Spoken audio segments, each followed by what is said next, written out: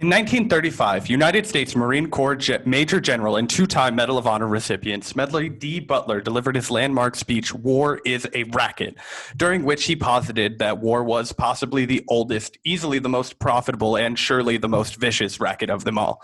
But if there is a war, who has ordered our men and women to wage it? Politics both precedes war as a racket and rivals its profitability and perversion. While it is the case that many politicians and their donors have been enriched beyond their wildest dreams through the racket of war, our public servants are quite eclectic in their methods for personal enrichment.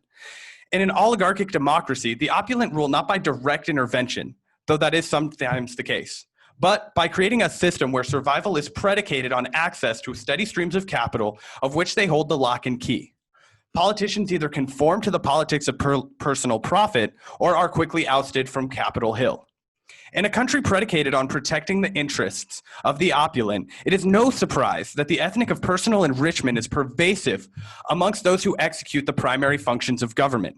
Central to maintaining power, and thus the wealth that comes from it, is maintaining a military. As Butler illustrated in his speech and subsequent book by the same name, there are plenty of ways to further financial and militaristic interests simultaneously, and often those interests are one and the same. In the political debates preceding the founding of our very nation, it was argued by James Madison in the Federalist Papers, a series of essays in which Madison and Alexander Hamilton argue for the ratification of the United States Constitution, that the government, quote, ought to be so constituted as to protect the minority of the opulent against the majority. And who better to defend the interests of the wealthy than themselves? America has a long-trotted history of being governed by the affluent elite, but during the post-revolution, it was called our founding fathers, better described as aristocrats, dead set against paying their taxes to palaces overseas. During the time of Smedley Butler, it was Andrew Mellon and Herbert Hoovers of the world pulling the political levers of profit, and now they're pulled by Steve Mnuchin and Donald Trump. The patrician class has spent nearly a quarter of a millennium perfecting their racket of politics by instituting legislation that ensures our representative democracy is dramatically overrepresents the interests of the opulent and the wealthy. Courts found that the median net worth of a member of the US Congress in 2015 was north of $1.1 million, with the net worth of the median senator net worth coming in at a whopping $3.2 million, as opposed to the $900,000 median in the House, making the congressional median net worth more than 10 times higher than that of the median American net worth, which sits at $97,000 annually. And of course, we needn't look deep into history for examples of rank profiteering from office. Just look at the Bush administration or Richard Burr at the time of COVID. In the same way a fish would ask, what is water? A politician asks, what is corruption? It is often most difficult to see that which we are entirely steeped in. It is this that allows politicians to blithely ask, if Washington is corrupt, then point out all of the corrupt politicians, as Mitch McConnell has done on the Senate floor. And in many cases, the people pointed to will be the Richard Burrs, whose blatant personal enrichment in a time of crisis, even Fox News pundit Tucker Carlson had to skewer him for, saying unequivocally that he was betraying his country in the time of a pandemic. Little was made, however, of the heist that was occurring before our very eyes at the same moment, with the support from Nancy Pelosi, Elizabeth Warren, and yes, even Bernie Sanders, when they delivered what is perhaps the single greatest upward transfer of wealth in United States history, with the multiple coronavirus relief packages that bailed out corporate America and big business, while only passing along the remaining crumbs to regular Americans and small business owners. The true grift of American politics does not come from insider trading, which is why it's acceptable to be punished. As Matt Taibbi writes in his 2010 book, Griftopia, the bubble up and burst economy is the, quote, long con that is breaking America.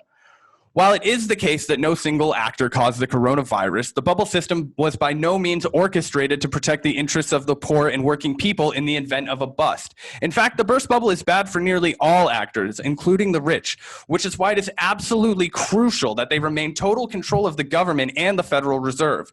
The real racket of politics emerges not from a single corrupt legislator acting in their own financial interest, but by a government that is so constituted as to prioritize their interests and well-being.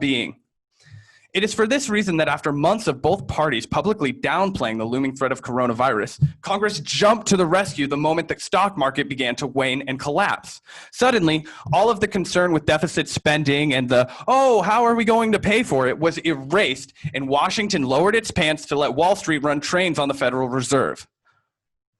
Without hesitation, when the market began to wane, the Fed was chomping at the bit to intervene. Following a sequence of capital injections throughout the week, the first 50 billion followed by another 25 billion 2 days later. The stock market remained completely unresponsive.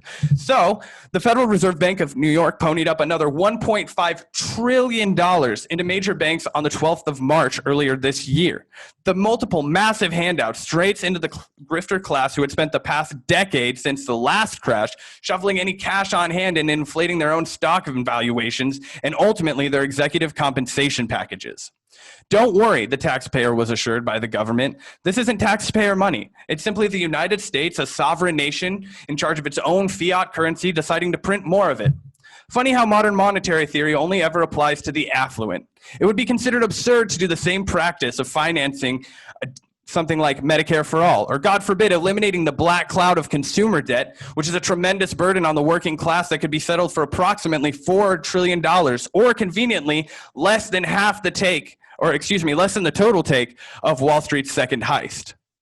Much was made in the news about the $1,200 stimulus checks that were sent out to millions of Americans as a result of the CARES Act. Yet less coverage, however, was devoted to the massive multi-trillion-dollar stock market bailout, a clever bit of legislative maneuvering that allowed the CARE Act to present itself as a supposedly modest $500 billion bailout of big business. But within the language of the legislation, it allowed $425 billion of that bailout to be leveraged up to 10 times, bringing the true value of the bailout to over $4.25 trillion, or as we mentioned before, enough to completely eliminate all consumer debt in this country.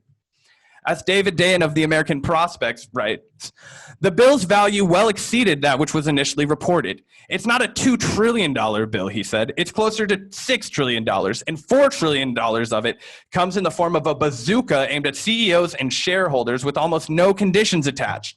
The quote-unquote no conditions, almost no conditions, comes in the form of a lax oversight committee similar to the one that was assigned to TARP.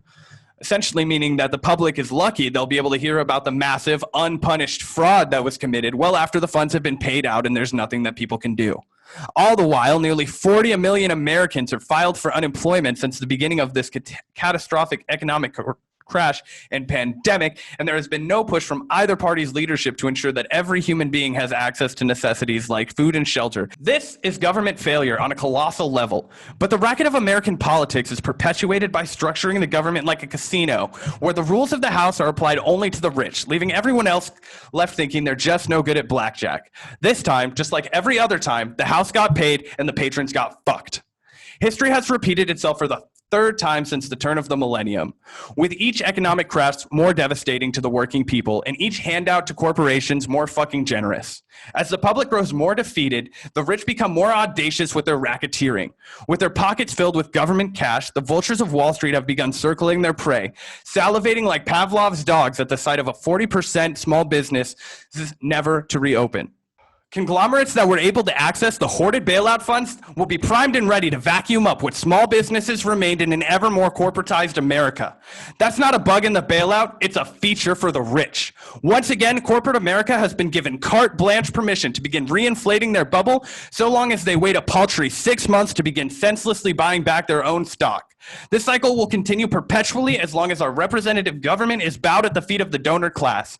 Congress will continue to do the bidding of the hands that feeds them artisanal ice cream while the working people are left to fucking starve.